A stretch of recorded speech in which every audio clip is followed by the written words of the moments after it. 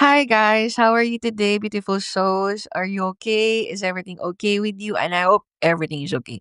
I just realized no earlier today that we have less than 2 months before this year ends, and I visited my goals for this year and saw that I didn't quite check off some things on my list compared to the last year, but I definitely did some big things this year, like this podcast. And I believe that this year was just a year of rest, realignment, and maybe a redemption for me. I'm not pressured to do anything and just enjoying every single day that God gave me. So thank you, Lord, for this year. Today is just kind of different because we'll be talking about a teacher who is in the middle of a crossroad and confused to what she'll be pursuing.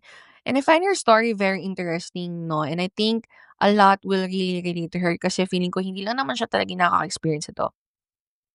Her story reminded me of how many of us are carrying like quiet battles every single day. Maybe you've asked yourself the same thing.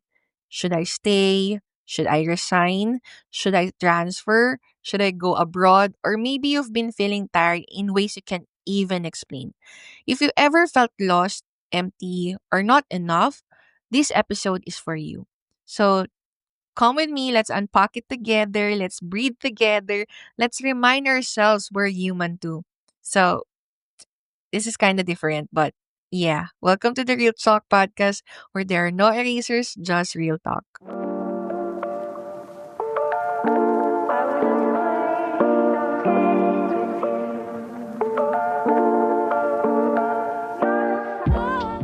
So here's the story from a friend I met over the internet when I released my resignation journey series 2 years ago. Itago na lang natin siya sa pangalang Miss Lala because she is so obsessed with that color of Lala in Teletubbies.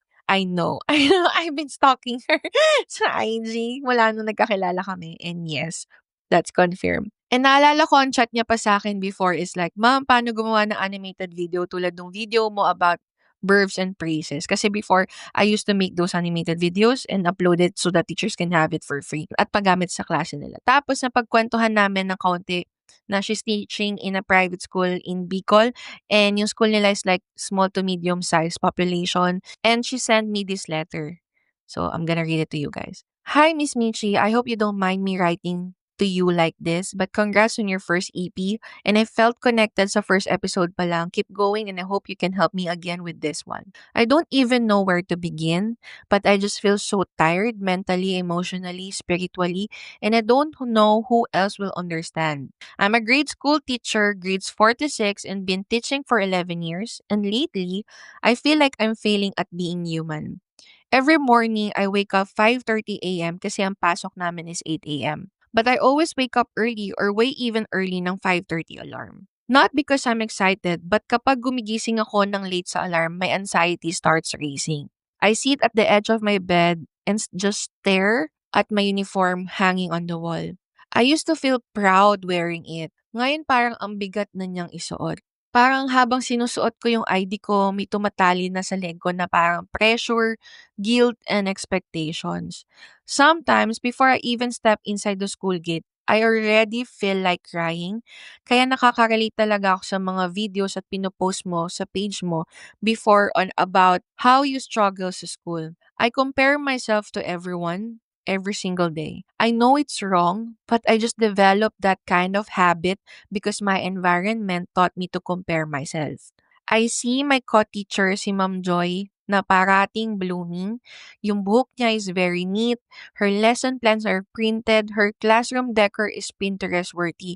Hindi siya nakakamiss ng deadline. Tapos si Sir Ron naman, energetic at 7 a.m., smiling like he drank 20 cups of coffee. Tipong ready na siya sa kanyang mga class. Then si Ma'am Tess, laging may reward system yan sa klase. Laging may pag-gift sa mga students. Laging may pa-quote sa board.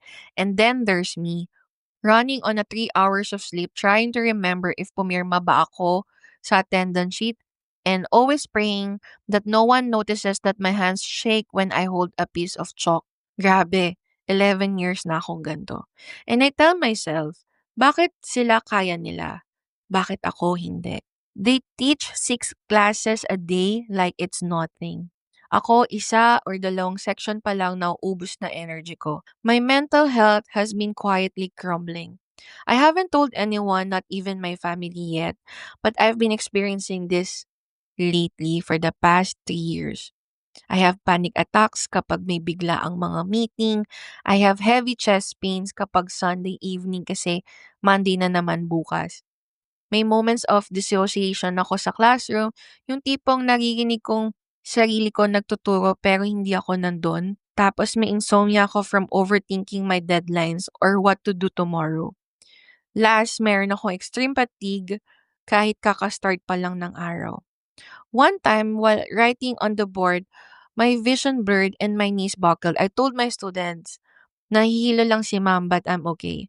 Pero deep down in my mind, I knew it was anxiety. There are days na laging ganon and nahihirapan ako mag-come back to be a teacher mode again. At may mga araw din na ayoko nang bumaba ng tricycle because I feel like once I enter the gate, I will break. But I still force myself because teacher ako. Because dapat kaya ko. Because para sa mga bata ito. Pero sino ba ang para sa akin? Kasi honestly, I feel invisible. Here's the part that scares me, Miss Mitch. There are days I imagine myself resigning, walking away, starting fresh. And for a moment, gumagaan yung pakiramdam ko. Then guilt hits me like a truck. Ang dami kong pinaghirapan dito. Sayang naman yung inaral ko. Marami yung umaasa sa akin. Bakit yung iba kinakaya ako hindi? And I feel ashamed for wanting to leave. I feel ashamed for staying. I feel ashamed for not being okay. It's like I'm drowning on both sides. I don't know if I'm tired of teaching or tired of the school. Maybe I still love the classroom. Maybe it's the paperwork draining me. Maybe I need a new environment, or maybe I need to rest or just start over. But I don't know anymore. I don't trust myself to make the right decision. All I know is this: I am not okay.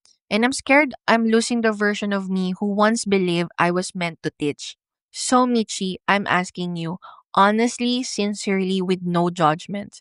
Kahit nasa Facebook lang tayo nagkakilala at nagkausap. If you were in my situation, would you stay?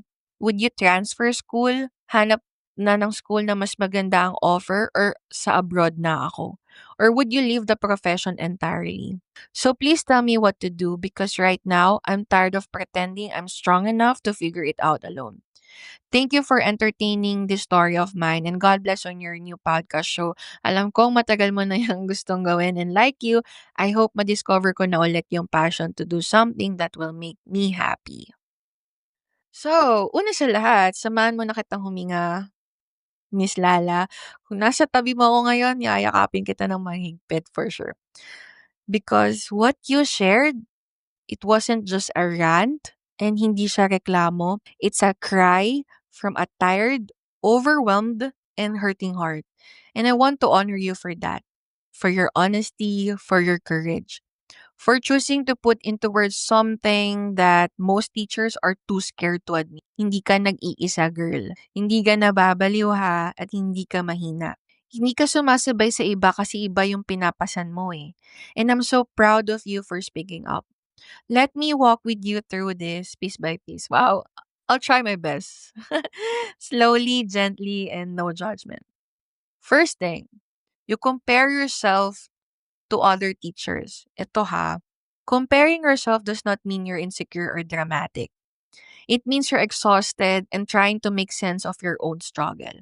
Pero ito yung truth na hindi madalas sinasabi. You are comparing your wounded self to someone else's well-rested version. We don't know what Mom Joy cries about at night. We don't know what Sir Ron hides behind that smile. We only see that polished part of their story or of their lives. But ikaw, you see your own story from the inside with all the cracks and scars.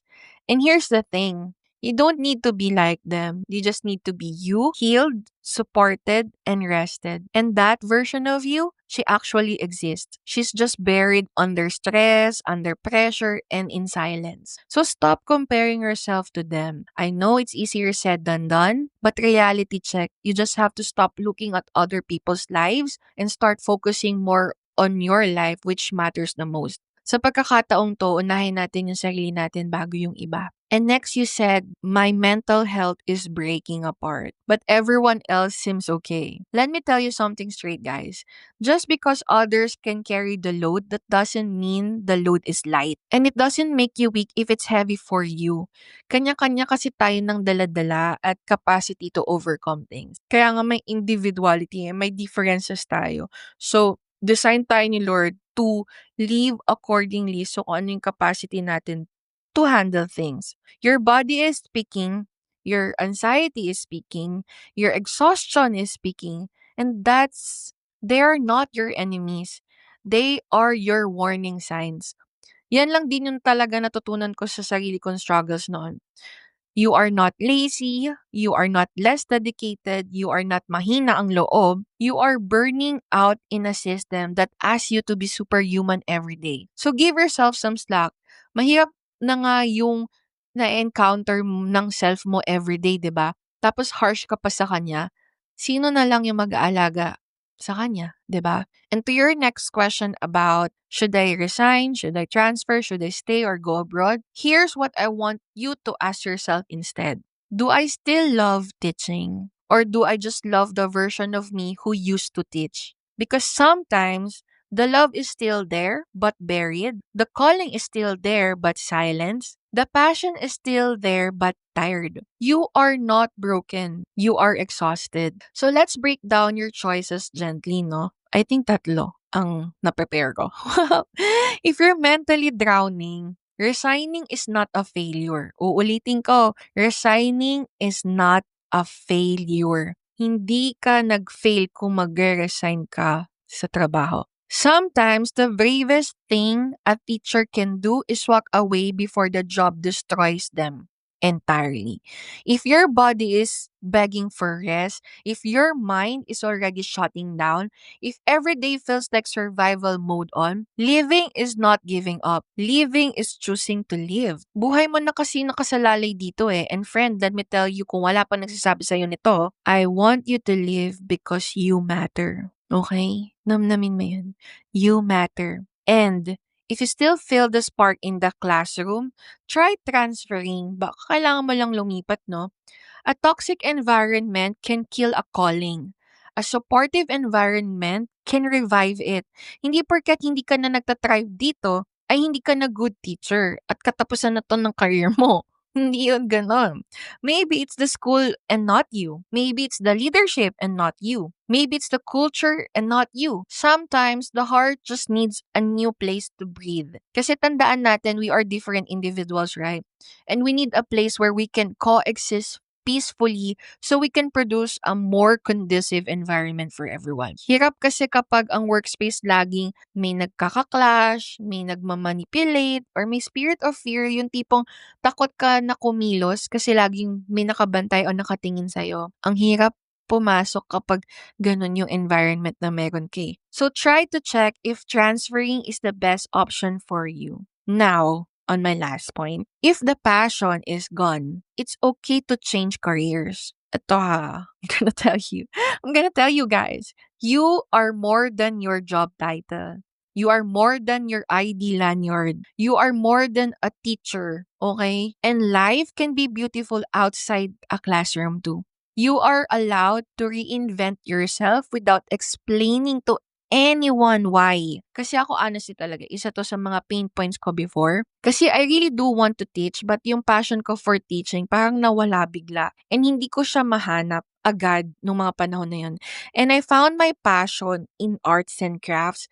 Doon ako nag-start talaga bumangon, mag-heal, and mag-craft lang ng kung ano-ano, mag-design ng posters, infographics, mga videos, kung ano-ano man pwede kong i-design. And I play Sims 4 at my age right now. Naglalaro pa rin ako ng Sims 4 for more than like half a day or like 10 hours, ganyan. Okay lang. Kasi kahit na naglalaro lang ako, kahit na feeling ko unproductive ako, yung mind ko nasi-stir up lahat ng creativity. And naging way yon for me to heal. Kasi na-enjoy ko for once again, may bagay ako na-enjoy kasi nung mga panahon na yun, wala talaga eh. Everything was so plain, was so dark, it feels like nothing.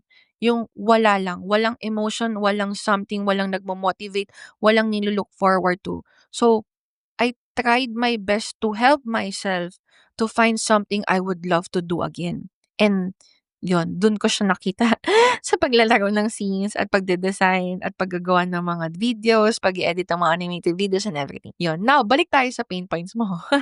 Sabi mo, how will I know what to choose? Here are 3 questions I want you to ask yourself again. Seriously, maybe write them down, no? First, what part of me is hurting me the most? Is it my mind, my heart, or my environment? Kailangan kasi malaman natin kung ano talaga yung nagbibigay sa atin ng pain eh. Where do I feel lighter? Yung second question. Like, is it the thought of staying or the thought of leaving? Huwag kang matakot sa sagot dito ha, kasi we have to confront it.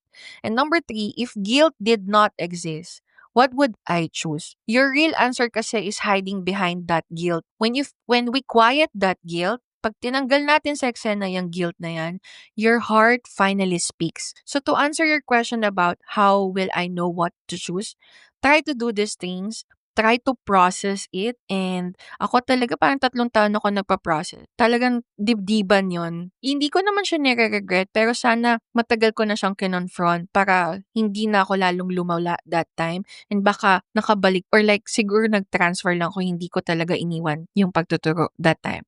I hope these things helps no yung pagpa-process kasi importante talaga yan sa life natin. Next thing is I want to remind you that you are not trapped. Let me remind you again of something you've maybe forgotten. You have options. You have rights. You have a choice. Dun sa mga taong sabi, wala akong choice eh. Ito na lang talaga yung pwede kong gawin eh. No. You can rest. You can resign.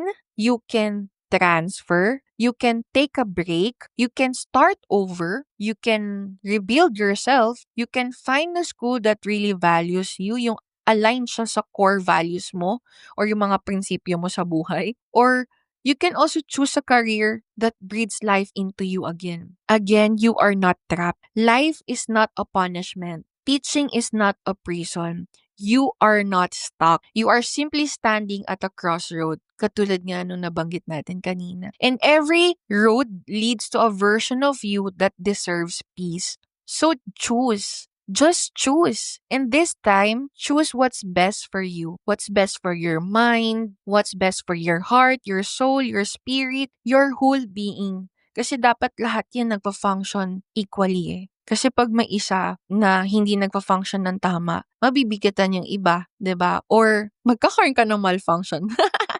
Possible yun. Anyway, gusto ko lang tanong mo lagi, itanong mo sa sarili mo ngayon at sa mga nakikinig sa podcast na to at nakaka-relate sa pinagdadaanan ni Miss Lala. Tanungin niyo lang yung sarili niyo, ano ba yung gusto mo para sa sarili mo?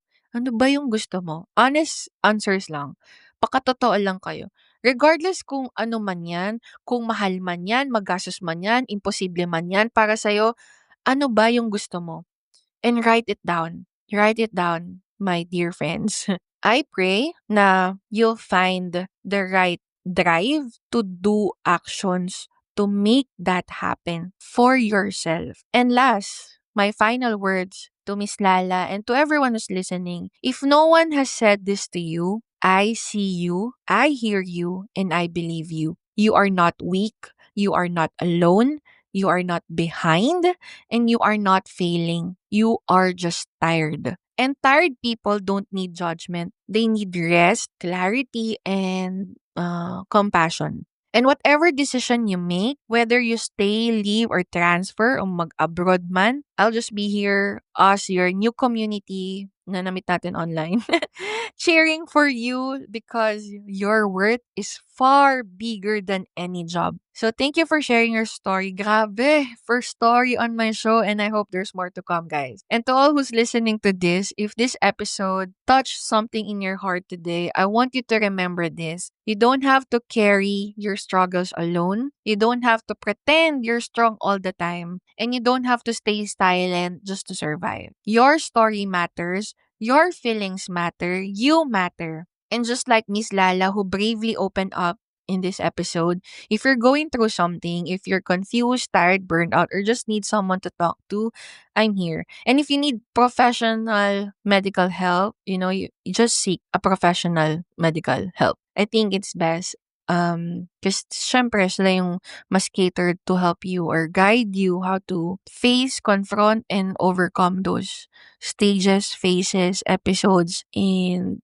mga scenarios na na-encounter mo na nahihirapan ka. So, yeah, this podcast isn't just a show. Again, it's a community and a family. A place where teachers can finally breathe, finally be honest, finally say what we've been holding inside. So if you want to share your story for the next episodes, or if you simply need someone to listen, you can message me or email me at thechalkstory.info@gmail.com. More details in the description below or show notes kung saan ka man nakikinig. Again, guys, this is no judgment, no pressure. Kung gusto niyo din naman mag-hop in with a call with me, no, pwede naman. I'll be glad having you as a guest on my show. And I just want to express how thankful I am to finally have a community where we can understand and share talaga yung mga struggles natin as teachers. And these are just real conversations from one teacher heart to another. So, thank you for spending your time with me today. Thank you for listening, guys. Thank you for watching sa YouTube kahit wala naman talaga siyang video at nakikinig lang naman talaga. Again, be kind to yourself. Rest when you have to. And remember, you are never ever alone. I'm your teacher bestie, Michi, in the Real Talk Podcast. I'll see you on the next episode. Bye!